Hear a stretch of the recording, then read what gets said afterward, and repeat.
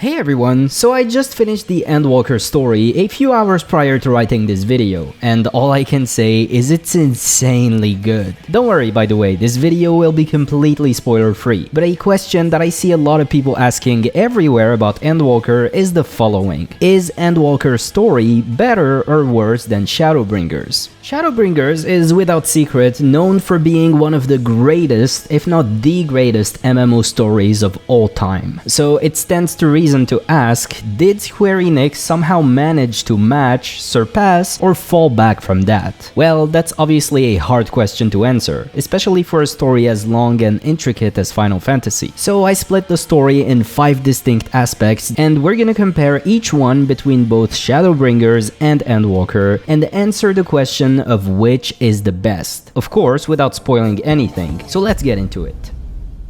Before we start, let me say that this is solely based on me playing this game for the last few months. I started Final Fantasy XIV I think 3 to 4 months ago, and I'm very much what you can call a super casual player, both in terms of how much time I spend playing this game and how much I consume of the story. So this is my humble opinion as a new player to the game, and I think this is a good representation of what most new players will think of the story. With that, let's get started. So I think what we should start with is the writing quality.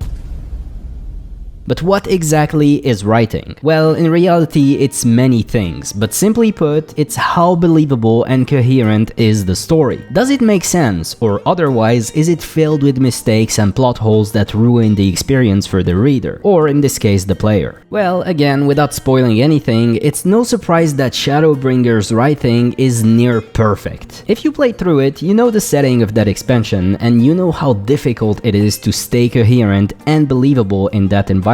But yet, Square Enix delivered on that front. Now, I think Endwalker at the beginning is taking less risks as far as the setting is concerned. Not that it's a bad thing though, that's just where and how the story is supposed to be told, and that makes sense. So I think it's less difficult to mess up. That being said, if Square Enix makes a mistake here, I think it should be more unforgivable for that exact reason. But I'm glad to say that I think they didn't. From what I played and experienced, the story is perfectly coherent and believable. Now that's the beginning. Endwalker starts taking way more narrative risks by the end of the story. Risks that a lot of other MMOs did not manage to go through with. Looking at you, Blizzard. But Endwalker lands perfectly on its feet by the end despite that, which I think puts it on par with Shadowbringers. Of course, writing is way more things too. For example, one might judge a story's writing solely based on the emotions it brings, and that's obviously very subjective. Everyone likes or hates different characters differently, and what they do affects them in different ways. And of course, there's the surprises. When something unexpected happens, it counts a lot. Personally, Endwalker had me on the edge of my seat on many occasions, and I did shed a tear a few times too. So when it comes to writing quality, I know it's a boring conclusion, but Shadowbringers and Endwalker are pretty much on par. Both take risks in different ways, and both have equally crazy surprises and emotional moments. So good job to Endwalker on that front. But for now, let's move to story development.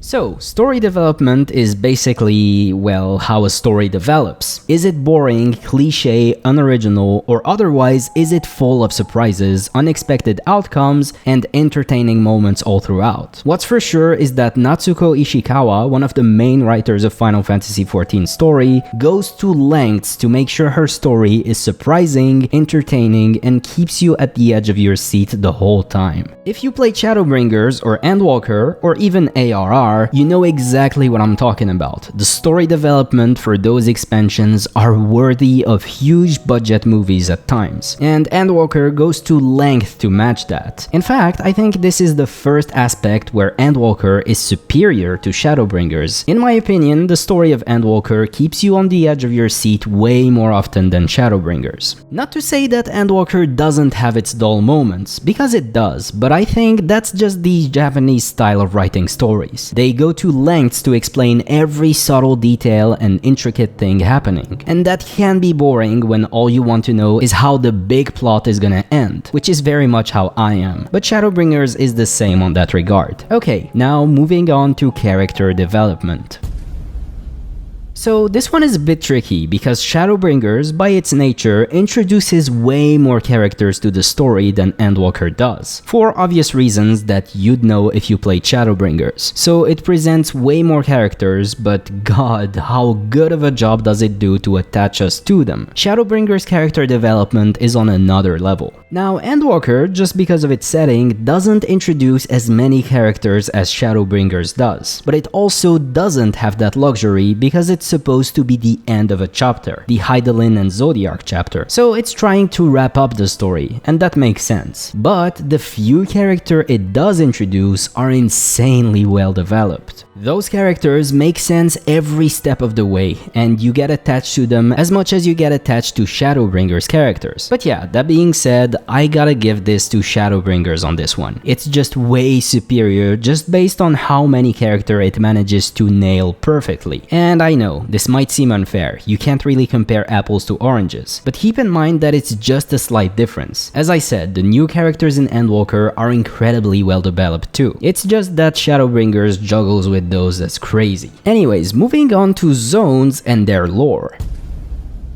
It's hard to talk about zones without spoiling anything, but let's just say that both Endwalker and Shadowbringers take huge risks with the settings and worlds they take part in. Those places we visit in both expansions are everything but conventional, and both expansions nail those settings perfectly. Again, it's hard to go in more detail without spoiling anything, but for now, let's just say it's a tie on both ends. You'll be exploring everything from lush forests to crazy space fields in both expansions, and they both look good visually and make sense story-wise. The latter being something a lot of games fail to succeed doing. So, which worlds are better in terms of lore between Endwalker and Shadowbringers? This one is tough, but I'll go with Shadowbringers for this, just because I feel like Endwalker doesn't spend enough time to totally give depth to the lore of each zone we explore. I remember Shadowbringers going much deeper as far as explaining the story of each zone we explore, its inhabitants, the political situation, the threats we face, and much more. In Endwalker, it just feels more rushed on that regard. And finally, the ending.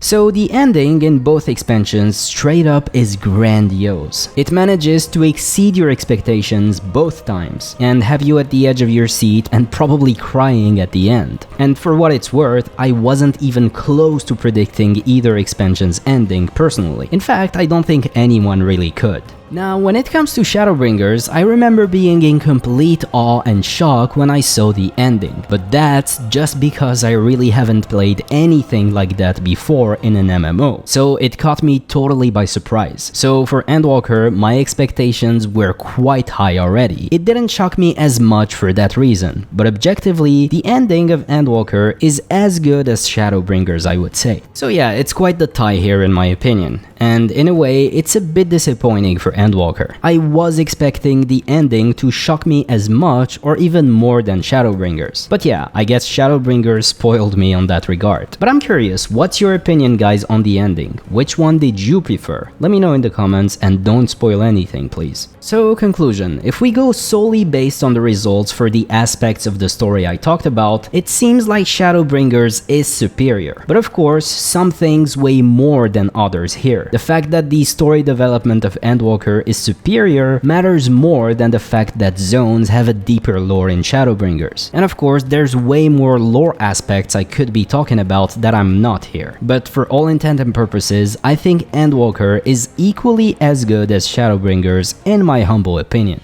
The quality of writing in both expansions is incredible and on another level from any previous expansions, and worlds apart from any other MMO. The story development in both games is incredible, be it a bit better in Endwalker. Shadowbringers, however, has better character development, but only because it has so many more characters to develop, and it does it so well. But the few characters Endwalker introduces and develops are done so incredibly well. Zones are a bit richer in terms of lore in Shadowbringers, at least from what is shown in the MSQ. I didn't do much side quests. And finally, the ending of both games is, I think, equally good. Subjectively, however, I wish the ending in Endwalker was better, and for all intent and purposes, maybe it is. It's just that Shadowbringers spoiled me so much. But that's my review of the lore between Shadowbringers and Endwalker. I'm nowhere near a big lore nerd as many of you are. This is just me playing this game very casually and giving my subjective opinion as a new player. But let me guys know what you think is better, Endwalker or Shadowbringers. With that, I hope you guys enjoyed this video. If you did, remember to give it a like and subscribe to the Classic WoW Curios channel for more content like this. I will see you guys in the next one very soon. Bye for now.